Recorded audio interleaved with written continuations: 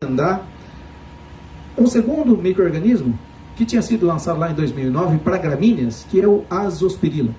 E na safra 15/16, nós começamos, antes disso, né, a gente começou a testar e viu que esse micro-organismo também dava certo nas leguminosas, na soja e no feijão.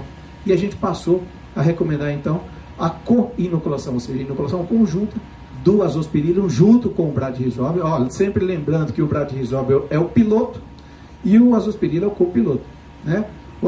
Só que os dois trabalham junto muito bem. O azospirillum cruza na área, o bradyrhizobio faz gol de cabeça. Então os dois trabalhando junto, eles melhoram ainda mais e o ganho de produtividade chega a 16%, né? Em várias situações ali que a gente tem visto Brasil afora, né? Tanto é que o sucesso da inoculação é exemplo para o mundo de uso de um bioinsumo numa cultura de importância tão grande como a soja, né? Em 40 milhões de hectares no ano passado foi usado em 80%, né? de áreas.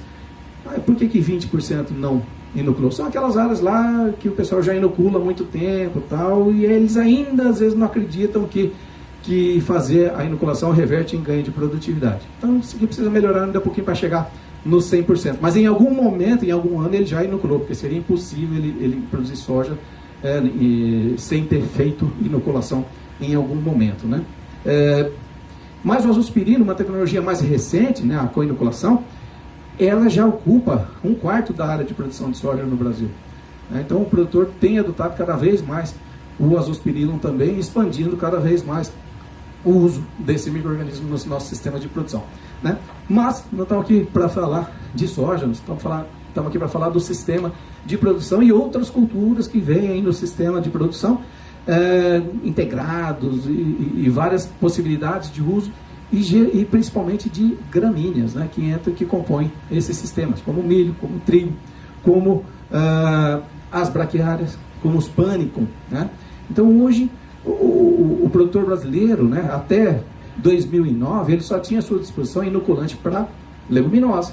Nunca se ouvia falar em inoculante para gramínea, apesar do trabalho já desde os anos 60, 70, lá na Embrapa Agrobiologia, liderados pela doutora Joana Dobereiner, né, falando da possibilidade de micro-organismos benéficos também nas gramíneas. Mas só em 2009 a gente lançou um primeiro inoculante que era recomendado para milho e para trigo, tá?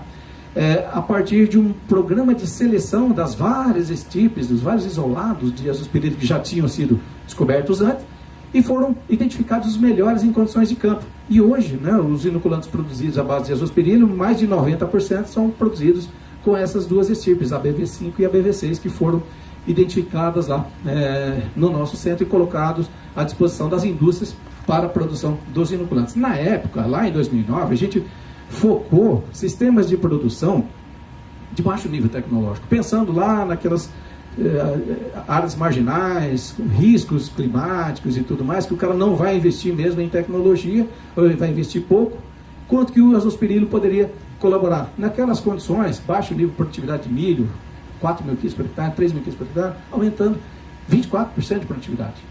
Mas aí começamos também a estudar em sistemas mais aprimorados, com mais níveis tecnológicos, e vimos que as respostas não chegavam a 24%, mas no milho ali, de 10 mil quilos por hectare, inoculando, chegando a 10.500, 10.600, ganhando 8, 10, 15 sacas por hectare a mais, fazendo a inoculação, né?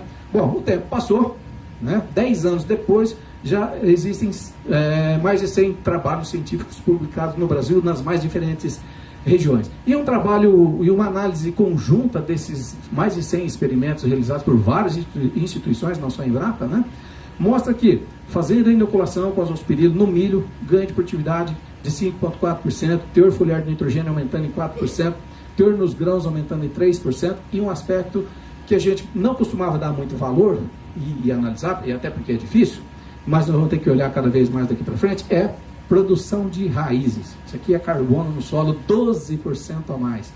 Isso no milho. Em braquiária, a gente chega em situações de 30% a mais de raízes colocadas no solo devido à inoculação, né? Então hoje a realidade aí do mercado de inoculantes à base de azospirillum já são 10 milhões de doses no Brasil, né? Devido a esse efeito que ele promove das raízes, né? Ao longo desses 10 anos aí de realidade de azospirillum no mercado, as pesquisas não pararam, né? A gente lança uma tecnologia e vai refinando, melhor daqui, melhor dali, o que dá para fazer aqui, o que dá para fazer acolá. Às vezes o pessoal quer a resposta para tudo no primeiro momento, a gente não tem. tem que ir atrás, tem que pesquisar com cautela. Ao longo desses anos foram 30 experimentos em 13 locais, né, ao longo de 10 anos, que nos permitiu concluir o seguinte: dá para reduzir em até 25% da adubação nitrogenada de milho em cobertura, se eu fizer a inoculação do milho no momento da implantação, certo? Então, devido a esse estímulo que ele promove no sistema de raiz, ele aumenta em muita eficiência de uso do fertilizante nitrogenado. Então, na safra passada, a gente, que foi um momento de crise aí, de oferta e de preço, né, devido à questão do conflito Rússia-Ucrânia, o custo do fertilizante aumentou demais, né, e falamos, olha, a gente tem essa informação aqui, se o cara quiser reduzir um pouco a adubação nitrogenada e inocular, né, substituindo parte do fertilizante de cobertura nitrogenado pela inoculação, ele pode colher equivalente e obviamente sem ter perda de produtividade, né, porque a gente não quer, a gente não pode abrir mão de produtividade. Então, nesses ensaios aqui, organizados em ordem crescente aí de produtividade nos ensaios, né, barra da direita é a dose cheia, ou melhor, é a dose de 75%, ou seja, reduzindo em 25% e recebendo o inoculante, e a barra da esquerda é a dose cheia do fertilizante nitrogenado sem o inoculante no milho, né? Sempre 2:2 nas mais variadas locais aí de avaliações, 30 experimentos Brasil afora, mostrando que nunca tivemos uma diferença estatística significativa de um tratamento para o outro. Aí isso nos dá robustez para dizer que dá para reduzir 1/4 da adubação nitrogenada de cobertura sem perder produtividade se eu inocular com azospirilo, né? E na realidade, na condição real do ano passado, né, de preço e da ureia naquela época, seria equivalente a uma redução de custo da ordem de R$260 por hectare. E emissões evitadas de CO2 equivalente de mais de 230 kg por hectare de CO2 equivalente. Deixamos de emitir porque cada quilo de fertilizante nitrogenado que nós utilizamos, ele pelo menos no modelo de produção convencional, né, não estamos falando aqui em ureia verde, amônia verde, mas no modelo de produção convencional derivado de petróleo, para cada 10 kg de CO2, para cada quilo de fertilizante nitrogenado, nós emitimos 10,7 kg de CO2 equivalente. A gente deixa de emitir quando a gente faz essa pequena redução, tá certo? Economia para o produtor, benefícios ambientais. Outros benefícios desses micro-organismos que a gente pode trazer para o ambiente. Pessoal, não é só soja, não é só milho, não é só trigo, não é só braquiária. Agora ele está falando que eu tenho 5 minutos, beleza. Temos outros leguminosas, produtores de grãos, né? Como o grão de bico, o próprio feijão, o nosso feijãozinho de cada dia responde muito à inoculação. Com a inoculação, então, melhor ainda, né? Nós temos nível de produtividade da ordem de 4.000 kg por hectare, trabalho maravilhoso da colega Ieda Mendes ali na Embrapa Cerrado, embaixo de pivô no PADEF, colhendo acima de 4.000 kg por hectare, só com inoculação, com o risóbio do feijoeiro, né? O calpi, né, o feijão de corda, aportando grande quantidade de nitrogênio, mais de 200 kg por hectare. Esse calpi ele pode ser utilizado, por exemplo, no sistema Gravataí, consorciado com braquiária, né, para a produção um trabalho maravilhoso dos colegas lá de Sinop, né, mostrando essa possibilidade. Então, inocular o calpi, inocular a braquiária, né, no sistema Gravataí, por exemplo.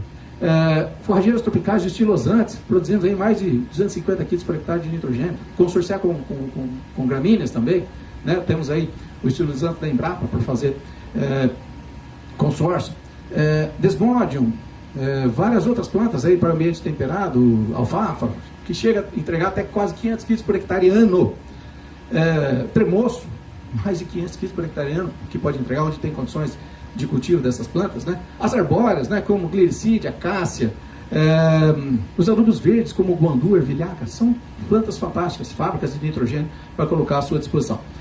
Voltando para a questão do azospirilo, aí aumentando a eficiência de uso de fertilizante nitrogenado, um trabalho lá dos colegas da Embrapa Agrobiologia, mostrando que, usando ureia marcada com, a gente chama de isótopo, né, tecnicamente nitrogênio 15, que a gente consegue seguir ele por meio de um aparelho, desde lá do fertilizante até onde ele vai parar na planta, né?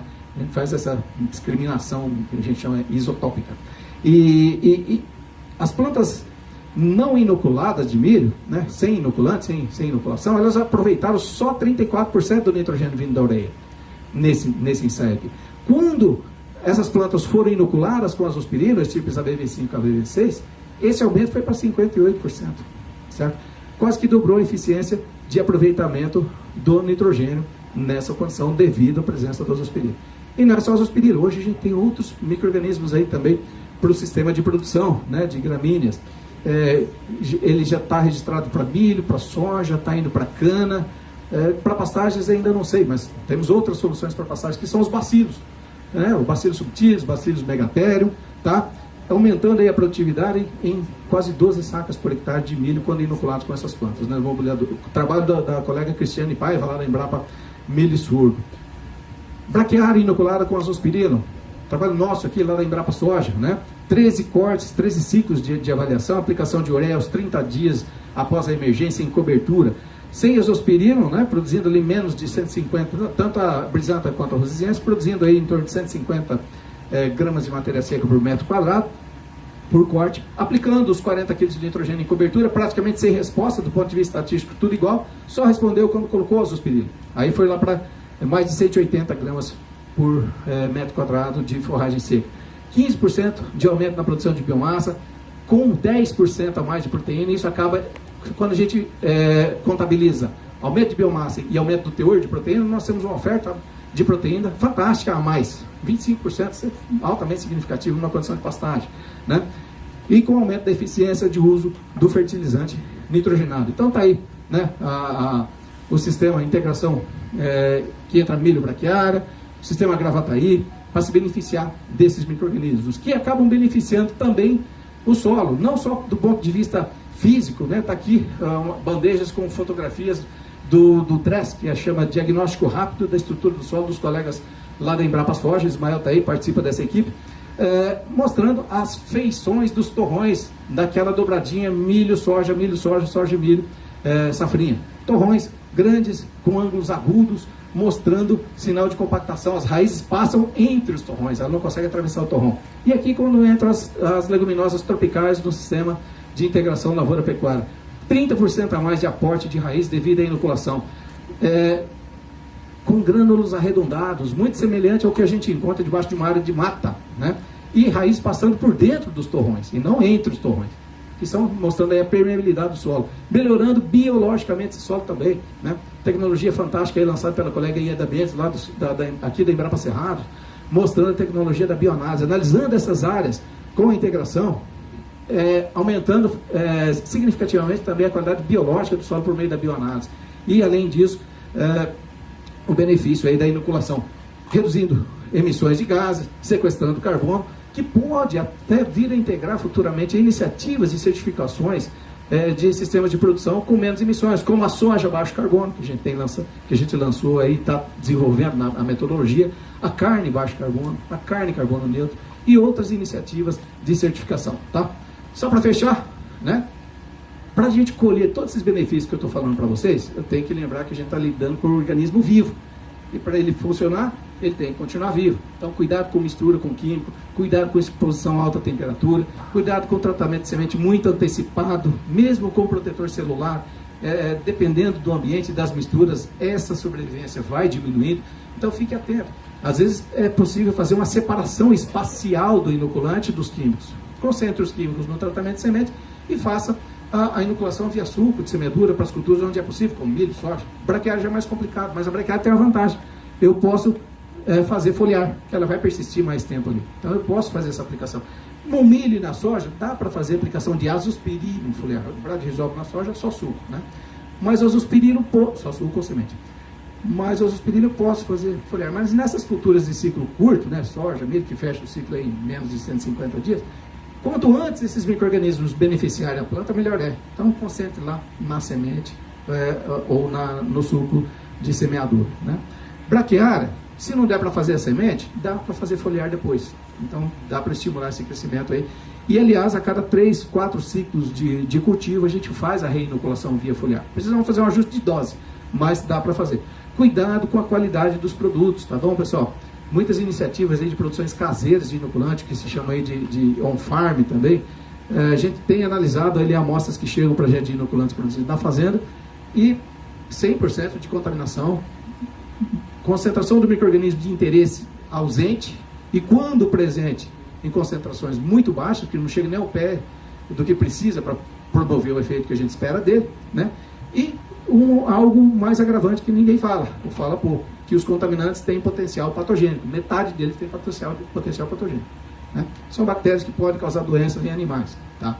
E nós somos animais, né? Então, fica o recado, beleza? E outra, 30% dessa turma aí com multiresistência a antibióticos. Então, se eu me contaminar, ou contaminar um funcionário com esses micro-organismos, posso até nem ter aí remédio para combater, né? Não posso, então é um risco muito grande se a gente não toma cuidado com essas questões de qualidade do inoculante. Use produto registrado no Ministério da Agricultura, com registro para a cultura a que se destina, tá certo? Recadinho muito rápido aí, a gente agradece a presença e fica à disposição de vocês, eventuais perguntas.